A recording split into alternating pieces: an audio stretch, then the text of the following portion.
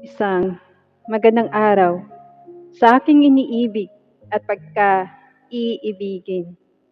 Mabubulaklak na mga salita mula sa iyong labi ay nakakamangha, na para bang kabisado ang bawat linya at walang makakapigil, may paramdam lamang ang nilalaman ng puso't isipan. Minsan, tayo ay naiirita at nagsawa dahil sa ganitong pamamaraan na luma. Mga kabataan ngayon ay naaasiwa at dahil sa mabubulaklak na pananalita, para bang sa iba ay hindi ka panipaniwala. Mga salitang pinaglipasan na ng panahon, nasira dulot ng digmaan gawa ng mga Hapon. Subalit yun na hindi mahalaga dahil ang mahalaga ngayon ay ngayong nandito ka.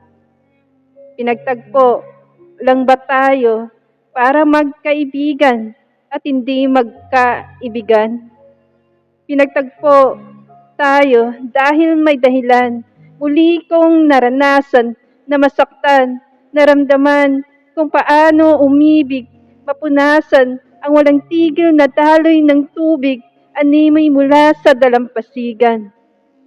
Pinagtagpo tayo dahil gusto kitang makilala at panatilihing huwag tanggalin ng salitang makilala upang hindi ako umasa sa salitang gusto kita.